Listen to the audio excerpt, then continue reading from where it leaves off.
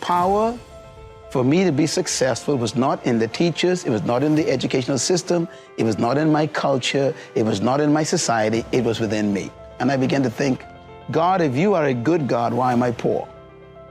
If you are a great God, why are these people better than me? If you make me in your image, why are they special and I'm a monkey? And that night, no thunder, no lightning, no earthquakes, nothing. I just heard a voice in my mind, and the voice said, I ask you to believe me, and you will be saved, not them. And that night, I made a commitment to believe what God said.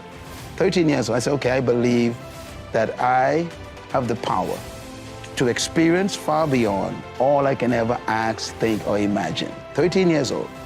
And that's when my pursuit of God began. When was it that you realized you wanted to become a preacher? You know, I didn't want to become a preacher. Matter of fact, today I still don't consider myself a preacher.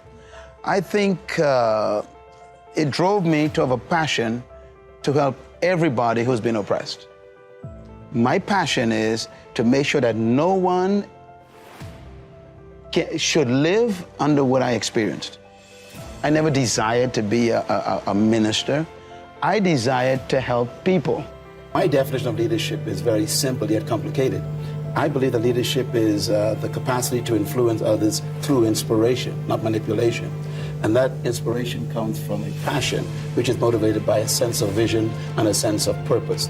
So leadership is first personal, then it's corporate. Leadership is not something you pursue, it's something you discover. Leaders are born when a human discovers something more important than their personal ambition. Leadership is You don't pursue it? Leadership You is, discover. no, true leaders do not seek followers. Leaders actually are pursuing a passion toward a purpose that gives them a sense of destiny. Yeah. For example, one of the greatest leaders of example that I use is Nelson Mandela, one of your great presidents. He never sought followers. Think about it. He discovered a purpose that was more important than his private preservation, his private ambition. He pursued that purpose privately. It attracted people. So leaders don't seek followers. Followers are attracted to leaders. Leaders are more concerned about discovering a purpose to improve the life of humanity that's more important than their personal ambition. So they sacrifice themselves to accomplish something for the greater good. Yeah. We find that very rare lately. Most people we call leaders are simply professional manipulators. And they actually are more concerned about their own promotion than promoting the people. Do we sit down and let change just happen to us? Or are we just watching change happening around us? Or are we aware that change is happening within us? Or are we going to be those proactive people who make sure that we affect what happens to us? Change also produces 4 types of people. They are in this room. First of all, there are people who watch things happen. Now, let me say something about change. This is important here. Not all change is improvement. You used to weigh 128.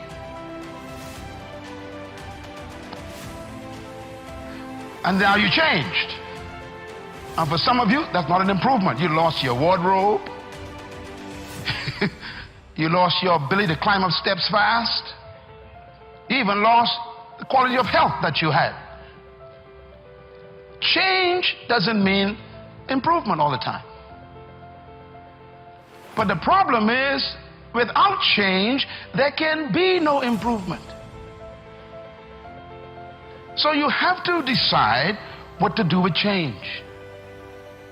Change will happen. And if you are not careful, it could be destructive. So you have to determine what kind of change do I want in my life. And I want you as a young person, as a mother and a father, as a business person, to think about your company even, or your family, or your educational pursuit. What kind of classes do you want to take in college this year? What kind of grades do you want? What kind of relationships you want to have in your life? Who do you want to drop and who do you want to pick up in your relationships? What kind of people do you want to associate with? Where do you want to travel that you've never been? What are the books you need to read you never read before? The changes come with choices. So what kind of person are you?